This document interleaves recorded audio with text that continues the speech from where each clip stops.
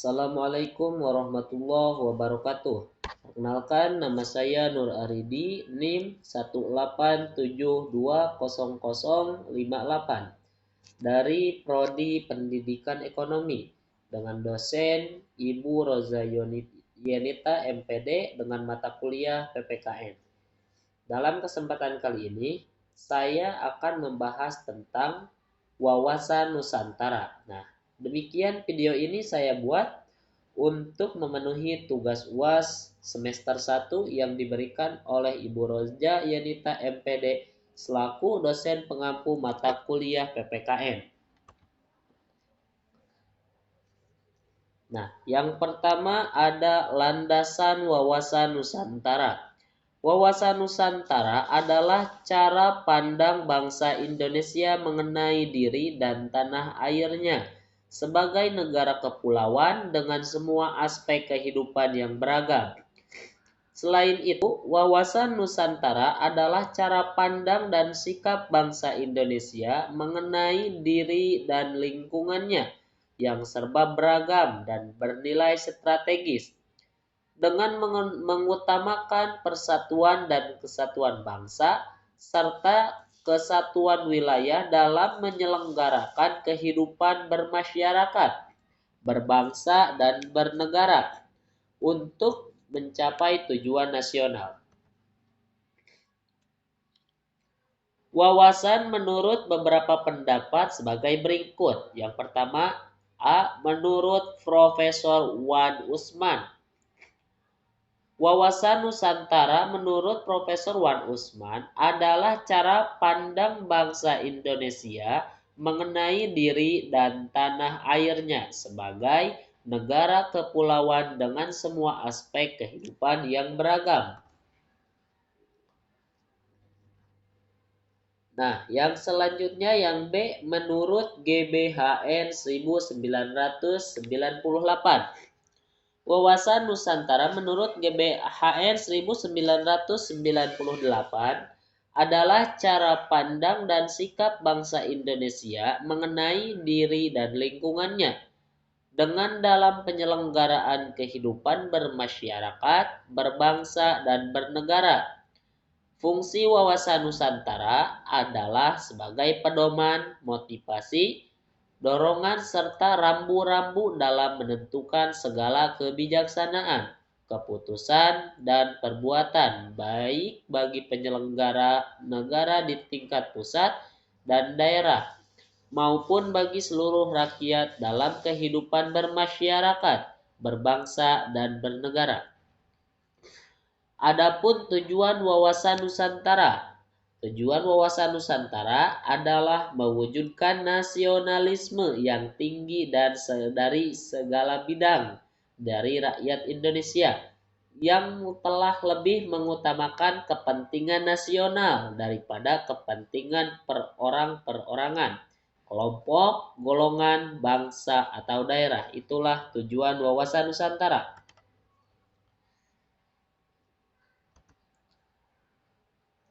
Nah, yang selanjutnya ada landasan konstitusional. Kata konstitusional bisa berkaitan erat dengan perundang-undangan. Jadi, landasan wawasan Nusantara juga berlandasan pada Perundang-undangan tahun 1945 yang merupakan landasan konstitusi dasar negara yang menjadi pedoman pokok dalam kehidupan berbangsa dan bernegara. Indonesia adalah negara kesatuan yang berbentuk republik, pasal 1 Undang-Undang 1945, yang kekuasaan tertingginya pada rakyat dan dilakukan sepenuhnya oleh MPR atau Majelis Permusyawaratan Rakyat. Nah, yang selanjutnya yang nomor 3 ada landasan visional. Landasan visional atau tujuan nasional wawasan Nusantara sebagai wawasan nasional bangsa Indonesia merupakan ajaran yang diyakini kebenarannya oleh seluruh rakyat dengan tujuan agar tidak terjadi penyesalan dan penyimpangan dalam rangka mencapai dan mewujudkan cita-cita dan tujuan nasional tercantum dalam pembukaan Undang-Undang 1945 alinea keempat, yaitu melindungi segenap bangsa Indonesia dan seluruh tumpah darah Indonesia, memajukan kesejahteraan umum, mencerdaskan kehidupan bangsa, serta ikut melaksanakan ketertiban dunia. Yang keempat, ada landasan konsepsional. Ketahanan Indonesia yang merupakan kondisi dinamis yang berisi keuletan dan ketangguhan yang mengandung kemampuan mengembangkan kemampuan sebagai konsep nasional, berkedudukan sebagai landasan konsepsional. Dalam upaya mencapai cita-cita dan tujuan nasionalnya, bangsa Indonesia menghadapi berbagai ancaman, tantangan, hambatan, dan gangguan. Agar dapat mengatasinya, bangsa Indonesia harus memiliki kemampuan, keuletan, dan daya tahan yang dinamakan ketahanan nasional. Nah, yang nomor kelima ada landasan operasional. GBHN adalah sebagai landasan wawasan operasional dalam wawasan Nusantara yang dilakukan MPR atau Majelis Permusyawaratan Rakyat dalam ketepatan nomor 4 MPR 1973 pada tanggal 22 Maret tahun 1973. Nah, yang selanjutnya ada unsur dasar wawasan Nusantara. Wadah atau kontur wadah kehidupan bermasyarakat, berbangsa dan bernegara meliputi seluruh wilayah Indonesia yang memiliki sifat serba Nusantara dengan kekayaan alam dan penduduk serta keanekaragaman budaya. Bangsa Indonesia memiliki organisasi kenegaraan yang merupakan wadah sebagai kegiatan kenegaraan dalam wujud infrastruktur politik. Wadah dalam kehidupan bermasyarakat adalah sebagai kelembagaan dalam wujud infrastruktur politik. Nah, yang selanjutnya yang nomor 2 ada isi atau konten.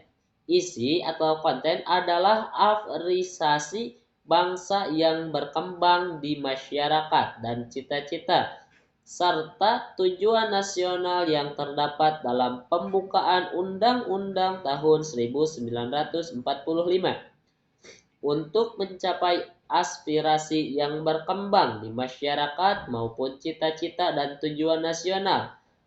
Seperti tersebut di atas, bangsa Indonesia harus mampu menciptakan persatuan dan kesatuan dalam kebinekaan dalam kehidupan nasional yang berupa politik, ekonomi, sosial, dan budaya serta hankam. Isi menyangkut dua hal. Pertama, realisasi apresiasi bangsa sebagai kesepakatan bersama dan perwujudannya. Pencapaian cita-cita dan tujuan nasional persatuan.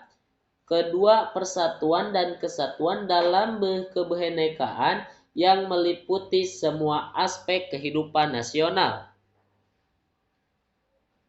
Yang ketiga ada tata laku atau conduct.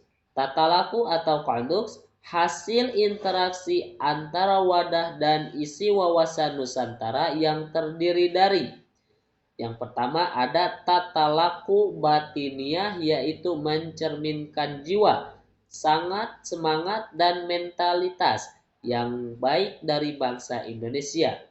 Yang kedua, tata laku lahiriah, yaitu tercermin dalam tindakan, perbuatan, dan perilaku dari bangsa Indonesia.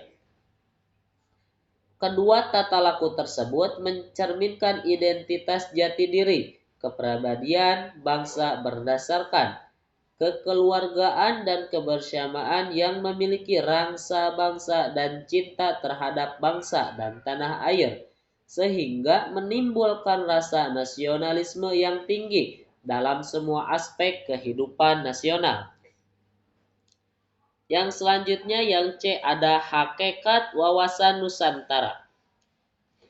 Hakikat wawasan Nusantara adalah keutuhan Nusantara atau nasional dalam pengertian adalah cara pandang yang selalu untuk menyeluruh dalam lingkup Nusantara dan demi kepentingan nasional. Berarti setiap warga negara, aparat negara harus berpikir, bersikap, dan tidak bertindak secara utuh menyeluruh dalam lingkup dan demi kepentingan bangsa termasuk produk-produk yang dihasilkan oleh lembaga negara. Demikian juga produk yang dihasilkan hakikat wawasan Nusantara adalah keutuhan Nusantara. Dalam pengertian cara pandang yang selalu utuh menyeluruh dan lingkup Nusantara demi kepentingan nasional, hal tersebut berarti bahwa setiap warga bangsa oleh bangsa negara harus dalam lingkup dan demi kepentingan bangsa dan negara Indonesia tanpa menghilangkan kepentingan lainnya seperti kepentingan daerah, golongan, dan perorangan. Hakikat wawasan Nusantara adalah keutuhan Nusantara dalam pengertian cara pandang yang selalu utuh menyeluruh dalam lingkup Nusantara demi kepentingan nasional. Hal tersebut berarti bahwa setiap warga, bangsa, dan aparatur negara harus berpikir, bersikap, dan bertindak secara utuh menyeluruh demi kepentingan bangsa dan negara Indonesia. Demikian juga produk yang dihasilkan oleh lembaga negara dalam lingkup dan demi kepentingan bangsa.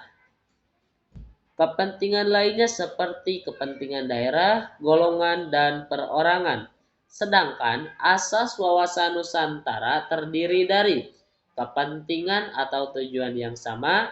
Yang nomor kedua ada keadilan, yang ketiga kejujuran, yang keempat ada solidaritas, yang kelima ada kerjasama, yang keenam kesetiaan terhadap kesepakatan. Unsur wawasan Nusantara merupakan unsur yang terkandung dalam kehidupan berbangsa dan bernegara. Indonesia adalah sebuah negara kepulauan terbesar di dunia dengan berbagai warisan yang terkandung di dalamnya. Banyak sekali adat, budaya, dan ciri khas bangsa Indonesia.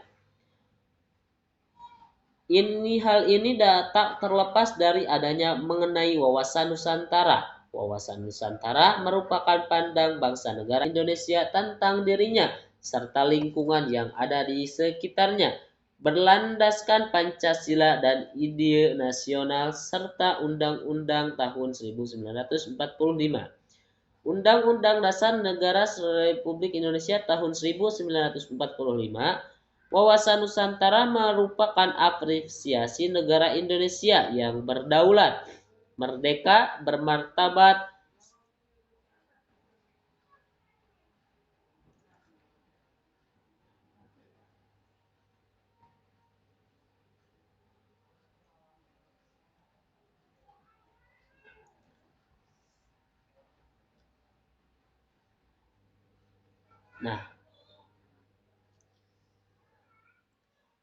bahasa dan tulisan yang ada di dalamnya.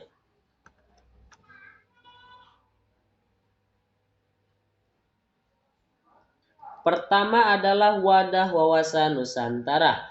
Unsur dasar yang satu ini memandang bahwa wilayah lautan lebih penting daripada wilayah daratan, sehingga muncul beberapa konsep sebagai negara kepulauan mempunyai banyak pengertian.